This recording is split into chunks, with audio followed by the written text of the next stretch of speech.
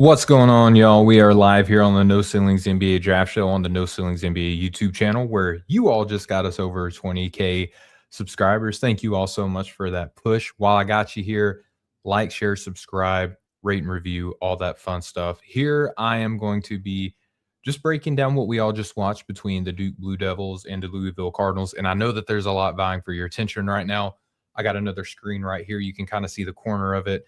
If you're watching here live on YouTube, I have the Kansas game over here too. I'm kind of distracted, but I want to do a recap of this game. It was a good game. Michael Brown Jr., the injured guard that no one's really talking about right now because Darren Peterson, the whole will he, won't he, is he a bad teammate for playing basketball? Kind of a weird take, but that's going around right now. What I really want to talk about right now is the Duke Blue Devils versus Louisville Cardinals. I'm not going to get distracted by Darren Peterson. It's not a podcast, it's a reaction show. A few things stood out to me. This was a fantastic game for a lot of good reasons. I want to talk about Cam Boozer, who I'm wrestling with him because he is a fantastic talent, a great talent, top 3 in this class. I think that there's a case that it could be a big 4. Again, not going to talk about that. I want to focus on Cam Boozer, who finished with 27 points on 10 of 12 shooting. He was 3 of 4 from deep, 4 of 5 from the free throw line, 8 rebounds, 4 assists to 4 turnovers, 2 steals on the night. Cam did his normal Cam Boozer thing where he is getting his entire team involved, and I love it. I love it on a lot of levels because he is a very feel and skill-based player. He is not a heliocentric kind of player at heart, but he is put into a position on this Duke Blue Devil team where he has to continue to be the initiator, the lead guard. And early on in this game, when Ryan Conwell was cooking, like absolutely cooking on this night, Cam Boozer was deferential towards the beginning of the game. And I tweeted out, I talked about it in our No Ceilings group chat, that there is no such thing as too many shots for Cam Boozer. None. He should be allowed to put up 30 a night. I wholeheartedly believe that. Now, I understand that he gets doubled. I know that he wants to make the right play a lot of times. And when I say the right play, he gets doubled. He understands there's an open person. He wants to kick it to him. Cam got aggressive for the majority of this game, and it's so much fun to watch Cam Boozer when he is looking to score. I'm not suggesting that he should just abandon playmaking at all. I think it's a great component of his game, but an aggressive Cam Boozer is such a fun Cam Boozer. When he was attacking from the perimeter, I'm probably a little bit recency biased, but that's okay. This is a reaction show. This was one of the best performances from Cam, at least in the first half, when he was looking to attack from the perimeter, the best that he's done that I can remember. Again, first half of this game was fantastic. He even hit a step back 3. He was feeling himself that much. Again, 3 of 4 from deep. So much fun watching Cam Boozer play offense in this game. Now, I will say a little bit of conversation maybe to be had about how elite he's going to be on the defensive end. I think he's a very good defender. There were times where a lot of points were given up in the first half to Ali Khalifa on the Louisville Cardinals, the big man. I understand that this was probably schemed. I understand that Duke probably said, hey, if Ali Khalifa and Roots are going to beat us from deep in this game, that's okay. But when Ali kind of hit his first 2 open threes, maybe we adjust that coverage a little bit. Maybe you close out a little bit more aggressively. It just didn't feel like Cam really gave his best effort on the defensive end tonight. That's not to say that he wasn't productive on defense. That's not to say that there weren't moments where we saw the locked in, highly defensively versatile Cam Boozer at moments in this game. It just felt like, especially in the first half, that we saw a lot of I'm just going to let this guy shoot and not even bother. But again, when your guy is hitting on 3 or hitting from 3, you should lock in. There was a moment in this game where I swear it felt like Duke missed 3 somewhere between 3 to 5 open three-pointers where they kept getting these offensive rebounds, and Cam, it felt like, touched the ball. If he didn't get the rebound, the ball at least got to him, and he deferred so much, and all of his teammates, including Isaiah Evans in that moment, we're gonna get to him in a minute as well, where all of his teammates were just not hitting from 3. And I just feel like in that moment, Cam saw that and had to say, if I keep passing the ball like this and no one's hitting, like, I don't know what else Cam has to see to feel like he can be more aggressive. Like, it's okay for him to be aggressive on the offensive end. And again, for the most part, by and large, more times than not in this matchup, Cam was aggressive and it was a lot of fun. He did a lot of the other Cam Boozer things where he's grabbing rebounds, he's pushing the break. He had one play in transition where he in one fluid motion, like, gathered the pass and went in for a right hand scoop layup. It was beautiful to watch. He was aggressive tonight, was fun to see. The second point, I want to flip it over to Louisville Cardinals, where they were without Michael Brown Jr., who has missed, I think, 5 games with a back injury, if I'm not mistaken, and has not played. And with the way that Louisville is constructed, you know that Ryan Conwell is going to be the primary guy. He's been one of their best, if not their best scorers all season long. He is a leader on this team. He's been around. He's playing at Xavier, coming over to Louisville. He has been a lights out 3-point shooter this whole season. The defense, there's moments where it looks fantastic. There's moments where it just looks okay. And if that's the worst that it gets, then you're doing okay. I think that Conwell just looked fantastic. Just another guard in the midst of all of these guards that we have to keep in mind during this draft class. Just another guard that you have to be mindful of. And he does it with playing off ball.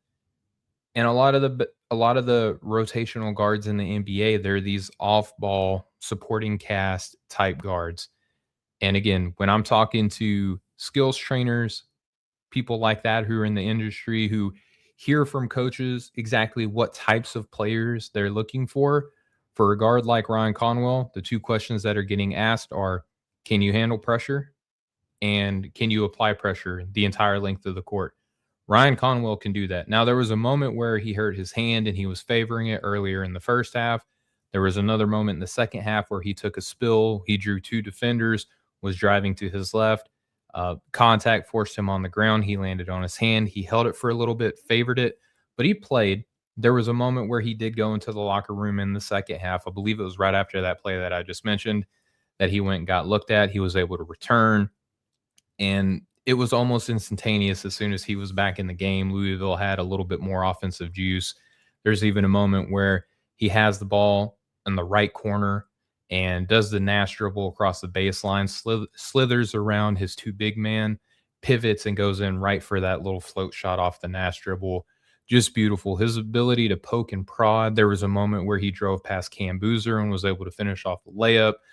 After, you have to respect this guy on the perimeter. He catches it from the left wing, sizes up the mismatch, looks at Cam Boozers, blows right past him, and goes in for a layup. It's just, he's a tricky matchup that you have to give the utmost respect for from deep inside the paint. Even though he's not what I would think of like a traditional lead guard, he did a lot in this game to show he can be an ancillary piece, and you could do a lot worse than a player like that. The third player and the third point that I want to get to in this game, again, my attention is kind of drawn over here as Darren Peterson is hitting free throws, selfishly playing in a game. I'm going to get away from that. I'm sorry. I am a fan, just like you guys. I love basketball. The last player that I want to talk about here is Isaiah Evans, who has had an up and down season. And the last game that he played prior to this, he dropped 28 points, looked like a comeback game. Today, kind of more of the same. And even though he finished 40% from deep, so all's well that ends well for Isaiah Evans, but the 3-point shot was very streaky throughout this game, wasn't the most reliable outlet through the majority of the game. had a couple heat checks that he was able to get to, but finished with 23 points on 7 of 17 shooting, 4 of 10 from deep, 5 of 5 from the free throw line. The thing that we've all talked about all season long since we've watched Isaiah Evans play basketball this season is that he has become more aggressive attacking the basket, on top of being a capable and willing and, for the most part, accurate 3-point shooter, becoming more well rounded as a player. Tonight, he finished with 5 stocks against Louisville. That's 4 steals to 1 blocks.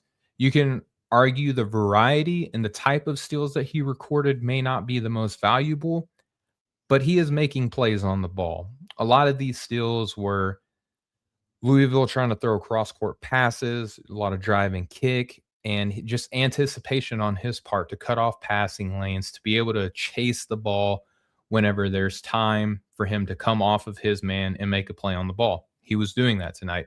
And he even blocked, I believe it was Adrian Woolley on a 3-point shot, which oddly enough didn't go out of bounds, fell back into Woolley's hands.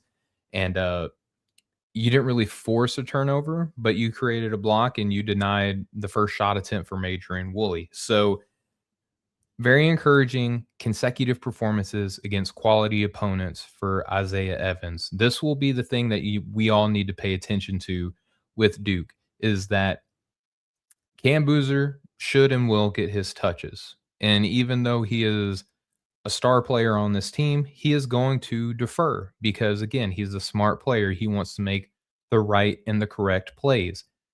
Draw to find the open man. It's very simple, but it's also very effective for Cam Boozer. A lot of times he wants it to be Isaiah Evans that is the open man after he draws to.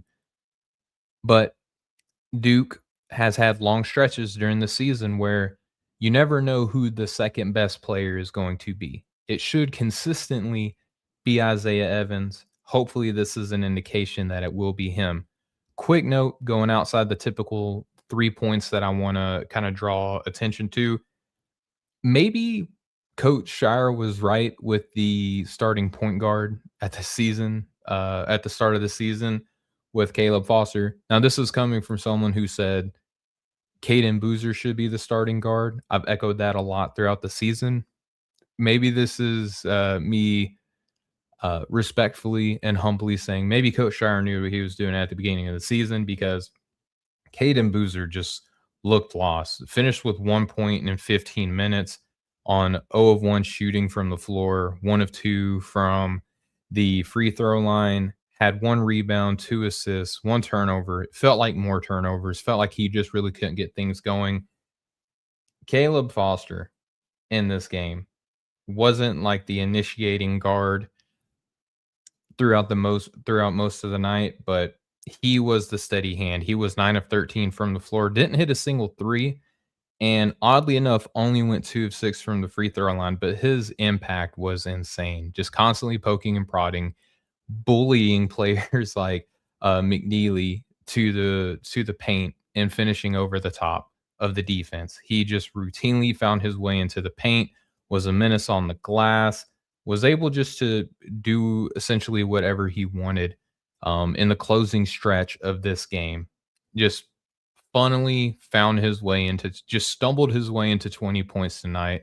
So again, shout out to Caleb Foster. Shout out to Coach Shire for maybe knowing what he's doing as the head coach of one of the most prestigious colleges in all of the land. But just to recap, an aggressive Cam Boozer is a fun Cam Boozer. 2, Ryan Conwell is an NBA level guard. 3, Isaiah Evans is showing signs that he is the definitive second banana on Duke and is looking to reassert himself within the middle of the first round conversation on your big boards and in your mock drafts. All right, folks, I'm going to hop off of here. I see a lot of you guys in the chat. I'm sorry. This is typically just going to be me bouncing and giving some thoughts, bouncing back out, because this is not a podcast. I just want to mention that we appreciate all you guys for helping us get to 20K on YouTube. If you're not a subscriber, please do so. We're going to keep doing these reactions. We're going to keep doing podcasts. We're going to keep posting highlights, all of the fun stuff that you have grown to love and expect from us at No Ceilings. we're going to keep doing that. But for the rest of the No Ceilings family, for myself, this has been another reaction pod. We'll catch up with y'all on the next one. Peace out and much love.